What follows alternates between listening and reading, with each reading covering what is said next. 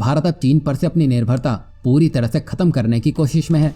इसी के तहत उसने अर्जेंटीना की एक कंपनी के साथ लिथियम को लेकर डील भी की है, जबकि अब तक चीन से भारी मात्रा में ये रासायनिक तत्व आयात किया जाता रहा था। बता दें कि लिथियम का इस्तेमाल रिचार्जेबल बैटरियों में होता है और इस क्षेत्र में चीन का भारी दबदबा है। लेकिन अब उम्मीद की जा रही है कि भारत का अर्जेंटीना से करार चीन का दबदबा तोड़ कर रख देगा। और यहाँ हम आपको ये भी बता दें कि आखिर लिथियम होता क्या है। सबसे पहले इसे ही समझ लेते हैं। ये एक रासायनिक तत्व है जिसे सबसे हल्की धातु की श्रेणी में रखा जाता है। यहाँ तक कि धातु होने के बाद भी ये चाकू या किसी नोकीली चीज से आसानी से कट भी सकता है। इस पदार्थ से बनी बैटरी काफी हल्की होने के साथ साथ आसानी से रिचार्ज भी हो जाती है। इस तरह से तेल से चलने वाली चीजों की जगह ये रिचार्जेबल बैटरियां ले चुकी हैं। इलेक्ट्रॉनिक कारों और आजकल भारत के कोने कोने में चल रहे ई रिक्शा में इसी बैटरी का इस्तेमाल होता है। मोबाइल फोन भी लिथियम आयन बैटरी से चलते हैं, जिसे LIB भी कहते हैं। इस बैटरी के कारण करोड़ों सालों में बनने वाली जीवाश्म ईंधन पर हमारी निर्भरता कम हुई है, जो कि सबसे बड़ी राहत है।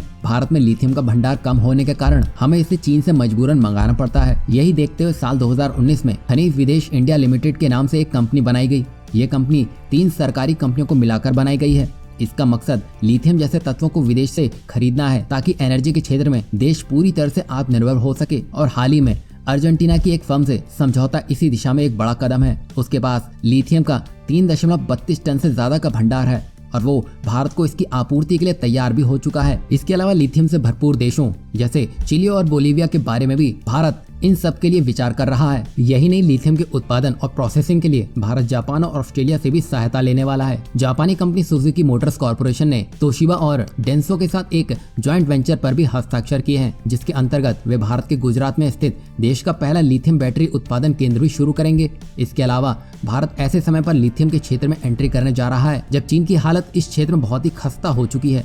ऐसे में भारत जिस प्रकार से चीन द्वारा लिथियम उद्योग में वर्चस्व को ध्वस्त करने के लिए काम कर रहा है, उससे वो दिन दूर नहीं जब भारत इस क्षेत्र में अपना परचम लहरा रहा होगा और चीन बस मुंह ताकता रह जाएगा।